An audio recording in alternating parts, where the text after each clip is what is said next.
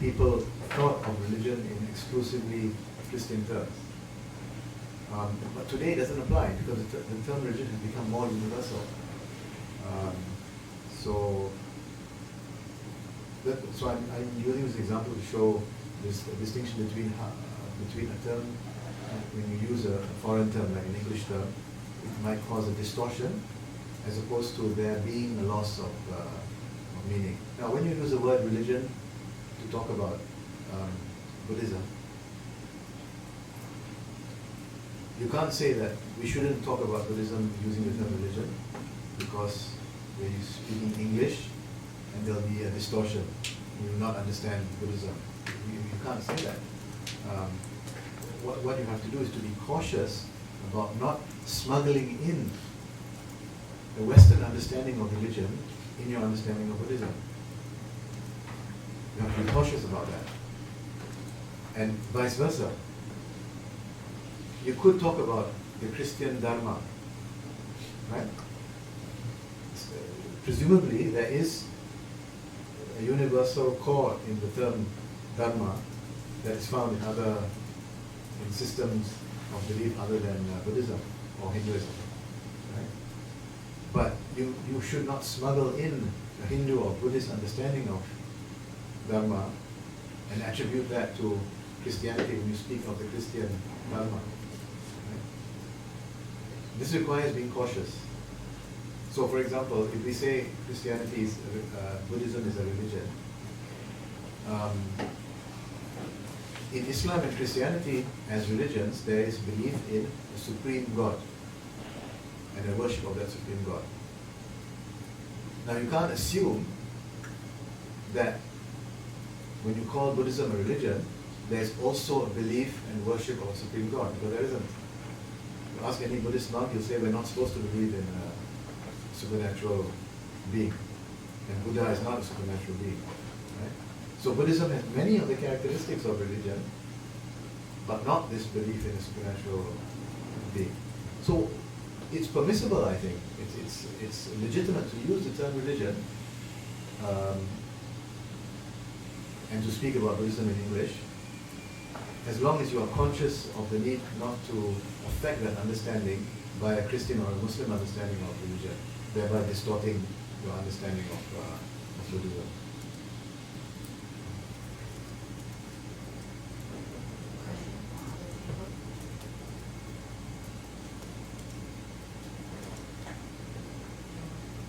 I think my question is related to Professor Louis' comments. First of all, thank you so much for your talk. My students and I were actually discussing the same issue in our class last week, and I should have asked the students to talk to them and really learn so much from you. My question is that very often there is a very thin line between the colonial project of knowledge production and redefining local knowledge, right? So I guess this is not really a question, but I just wonder, maybe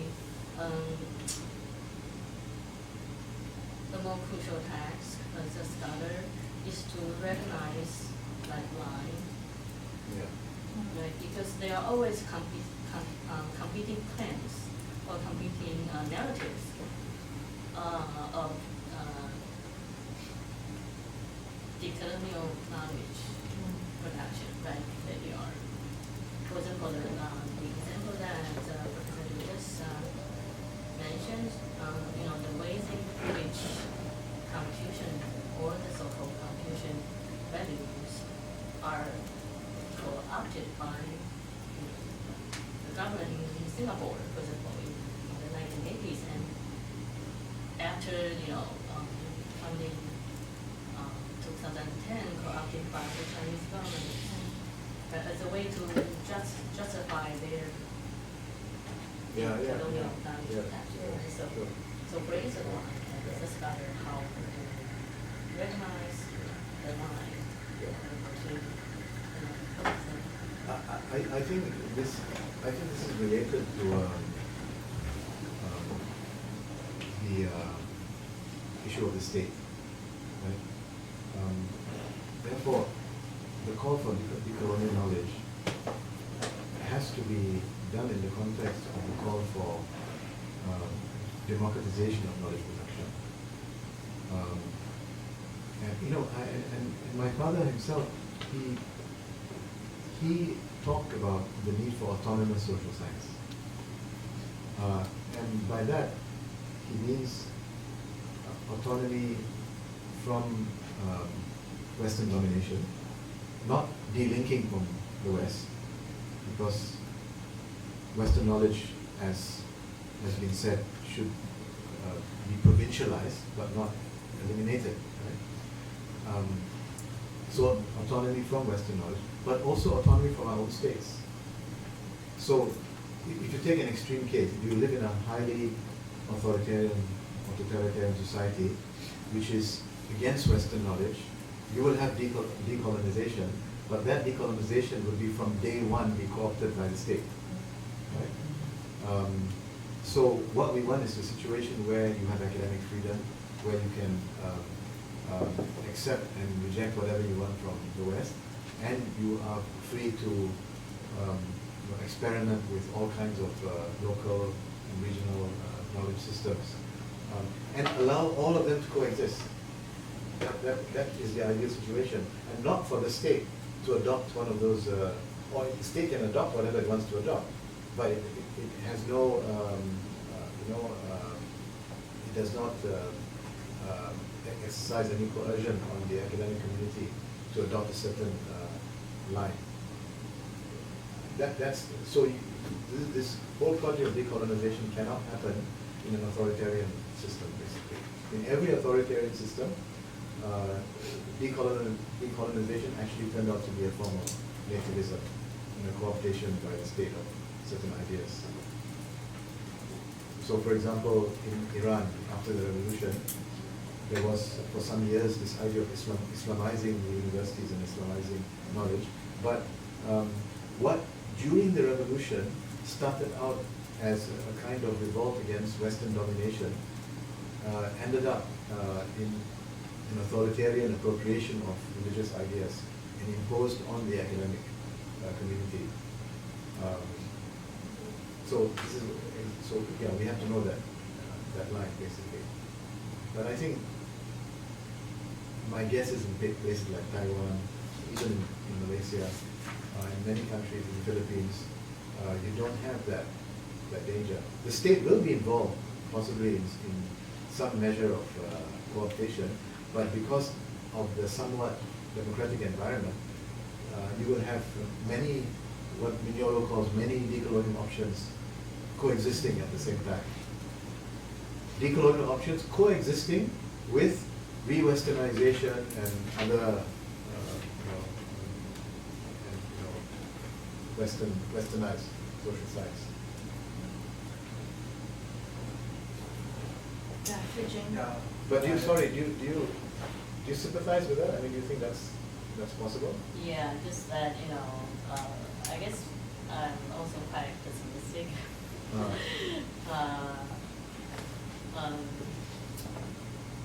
About what kind of economic project that we can engage as scholars, given the fact that the American model of managing universities as corporations has already adopted, right?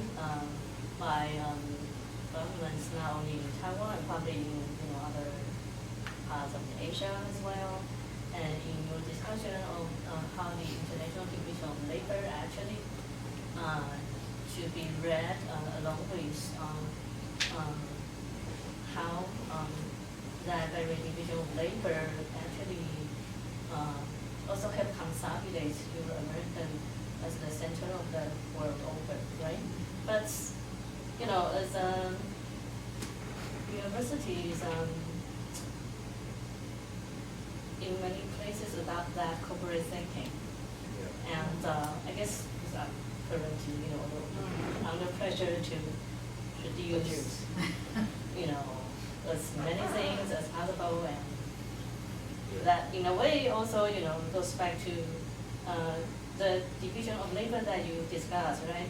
The European and American scholars now do theoretical and empirical work, right? Whereas the rest of us just, I don't know. So I guess I'm about But Khaldun is also a filmmaker and also a documentary teacher, right? And she's teaching also students how to use camera. And that's actually a very important mode for students to really go into. So when we say we don't really follow any doctrine or any set formula, that means we need to be confronted with our the target of our research. We learn from them. We actually learn and capture details, and then you also empower students to be perceptive to those details or its context and the framework, and also you teach them the technique of editing, right? Those are the moments that the education can, you give them the autonomy for them to produce, so that those are the things we cannot control. They will be able to come up with something they experience through those encounters. So those could be possible. For ourselves, maybe for you need to produce papers. But they can't produce their experiments, so they're still hopeful. For the younger generation. Younger generation. But you have your moments. She's creative. She got award for independent film making in the past, and she can do that again. But there are other moments could be creative. But Shi Jing and Ying-Xin, okay, Shi Jing. Yeah, just follow the debate. Because for me, in the decolonization, what we need to pay more attention is the formation of a system of knowledge. Because for me, the possibility of the operation just comes from this system of knowledge, no matter in the West or in the East. So I think the question is not the opposition between the West and the East. Just like you say, even in the Spanish, they have a potential relative to declare the knowledge. So just Professor Tsai says, I think the question is not just the state power, because behind state power, even in the local society, there is still the possibility of operation. So all we need to pay attention is a system of knowledge, because this system of knowledge close the possibility of discussion or offer a protect for some kind of relation of power. Yeah. Yeah. There's no question there. No, just the question, just make a commentary. Okay, so how can you give an example of how that can be done in Taiwan? In Taiwan. Yeah. What's your field?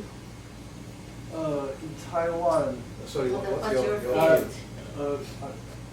Your field. Major in What do you study? Oh, I study in the SRC. I'm students of SRC. What's your background? What's your My discipline? background. What's your field? Maybe the philosophy. Philosophy. Yeah. So, do you ever think about this issue regarding philosophy? Yeah, because just what I think, just follow the methodology of the Foucault. When Foucault analyzed the madness, yeah, Foucault not think madness is a real things right there. It will analyze the how to say historical construct about the madness and how the science construct around this hypothesis about the madness. Yeah. Okay, so, but when you talk about Foucault, where does Chinese philosophy come in, for example? Where does Chinese philosophy come in relation to Foucault?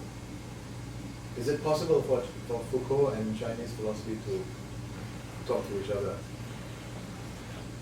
This is the challenge. In my idea, I can think. Yes, I know. That's the challenge. Yeah, that is possible, but I in my little knowledge, I don't know. Yeah. Well, maybe now you don't know, but you know, when you read and think more about it. Yeah.